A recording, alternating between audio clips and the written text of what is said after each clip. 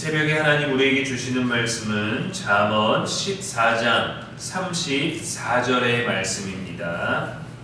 공의는 나라를 영화롭게 하고 죄는 백성을 욕되게 하느니라. 아멘. 이는 살아계신 우리 하나님의 말씀입니다. 이 시간 하나님 나라의 언어 공의라는 제목으로 말씀 전하겠습니다. 요즘 세계의 정서가 굉장히 긴장 상태입니다. 미국이 뭔가 지구를 독재하는 것 같고 다른 나라들도 금융이나 전쟁이나 군사력 다양한 부분에서 긴장 관계 속에서 이익과 손해에서 굉장한 고민들을 하고 있죠. 그래서 뉴스를 보면 이런 말을 자주 봅니다. 이 나라의 품격이 떨어졌다. 이 사회가 왜 이렇게 되었나 하는 말들이요. 경제가 성장해도 기술이 발전해도 사람들은 여전히 어딘가를 부끄럽다라고 느낍니다. 사회에서 이웃을 대하거나 지나가는 사람들을 대하는 태도, 범죄가 일어나는 그런 경로들, 원인들, 도덕적인 부분들을 보면 더욱더 그러합니다. 끝까지 거절하고 싶지만 우리 사회의 이 공공도덕의 모습들이 뭔가 우리가 알고 있는 중국의 그런 무례한 모습들을 닮아가고 있다는 생각이 어느 날 들더라고요. 그러한 모습들이 많이 보이기도 하고 그러한 생각들, 그러한 시대적 정신들, 그러한 태도들이 많이 노출되고 있습니다. 오늘 말씀은 그 이유를 정확히 짚어냅니다. 문제는 제도가 아니라 공의의 부재입니다. 잠언은 단순히 개인의 도덕을 말하지 않습니다. 이 말씀은 나라 전체를 평가하는 하나님의 기준입니다. 하나님은 군사력이나 부가 아니라 공의로 나라를 판단하십니다.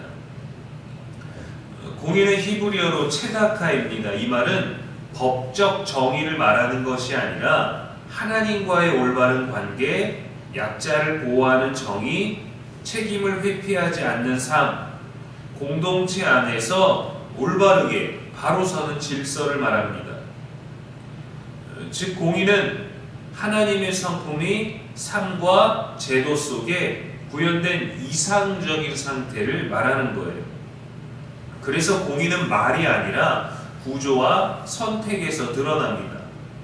모든 행동은 선택이 있고 책임이 있죠. 그런데 잘못된 선택에 대해서도 인정하지 않고 전혀 책임지지 않는 모습이 우리 이 시대 가운데 우리 주변에 만연합니다. 오늘 말씀은 왜 공의가 나라를 영화롭게 한다라고 했을까요? 영화롭게 한다는 말은 히브리어로 들어올리다, 높이다 라는 뜻입니다. 공의가 있을 때 나라가 영화로운 이유는 분명합니다. 약자가 보호를 받기 때문이죠. 신뢰가 사회의 기초가 되기 때문이죠. 두려움 대신 안정이 자리 잡기 때문입니다. 이기적인 것보다 배려하고 함께하려고 하기 때문입니다. 우리 사회는 오래전부터 지인이 아니더라도 이웃을 돕는 일에 열심이었고 진심이었습니다. 지금은 곳곳에 많은 골목마다 CCTV로 증거가 남아서 어떤 범죄, 어떤 행동, 어떤 경로에 대해서 그런 것들을 다 살펴보지만 그렇게 하지 않았을 때에도 우리는 식당이나 카페에 중요한 물건을 두고 자리를 비워도 훔쳐가지 않았어요. 오히려 자리를 비운 사람의 물건이 잘 보존되고 있는지 보이지 않게 신경을 썼습니다. 해외에 나가면 한국 사람인 듯 보이면 캐리어나 물건을 맡기고 화장실을 가거나 볼일을 보는 경우가 있다고 합니다.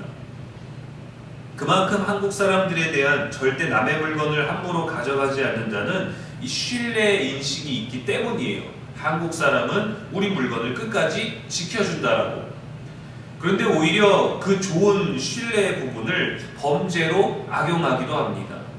범죄의 도구를 한국 사람에게 떠넘기기도 하고 내가 훔친 물건을 저 사람에게 줘서 저 사람은 잡혀가고 나는 물건만 빼가는 식으로.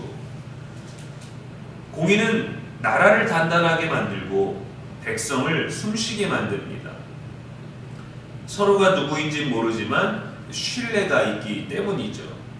그것이 사회성이 되는 거고 공동체가 되는 것이고 나라가 되는 거예요. 그래서 성경은 공의 없는 번영은 영화가 아니라 착각이라고 말합니다. 개인이 잘 살고 그런 사람들이 많아지는 것이 공의가 아니라 사람들의 삶의 태도와 모습에 있는 거예요. 눈으로 보이는 경제적인 성장만이 아니라는 거죠. 아모스 5장 24절에 오직 정의를 물같이 공의를 마르지 않는 강같이 흐르게 할지어다 했습니다.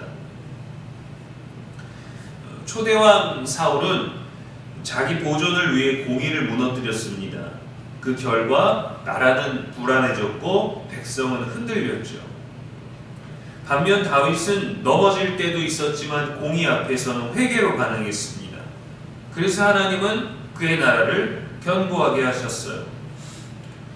나라를 살리는 것은 완전함이 아니라 공의 앞에 바로 서는 태도입니다. 그렇다면 공의는 한 개인에게 어떤 영향을 줄까요?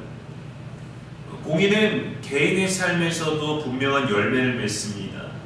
관계에서는 신뢰가 쌓이고 말에 무게가 생기고 삶의 부끄러움이 줄어듭니다. 공의는 사람을 편하게 만들고 양심을 평안하게 합니다.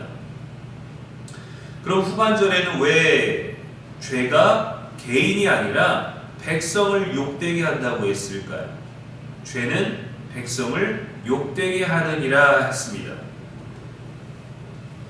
죄는 개인의 선택에서 시작되지만 결코 개인에게 머물지 않습니다. 지도자의 죄는 백성에게 영향을 주고 한 사람의 불의는 공동체의 기준을 무너뜨리고 반복된 타협은 사회의 수치를 만듭니다. 그래서 성경은 죄를 개인 문제가 아니라 공동체의 수치로 다루고 있는 것이죠. 느헤미야는 성벽만 재건하지 않았습니다. 백성들에게서 높은 이자로 착취하던 귀족들을 책망하고 빼앗은 것을 돌려주게 했어요. 그 결과 성벽뿐 아니라 공동체의 존엄이 회복되었습니다. 공의가 회복될 때 하나님의 일이 완성됩니다. 오늘 우리의 선택이 공의 위에 있는지 점검해야 합니다. 약한 자 앞에서 침묵하지 않고 나보다 더 약한 자에게 함부로 하지 않아야 합니다. 작은 불이라도 타협해서는 안 됩니다. 그것이 죄의 가능성과 연결되어 있다면 더욱더 단호해질 수 있어야 됩니다. 나의 고집으로 무조건 옳다고 말해서도 안 됩니다. 상대방이 하는 모든 것들이 고집이라고 판단해서도 안 됩니다. 공의는 거창한 행동보다 매일의 정직하고 겸손한 선택에서 시작됩니다.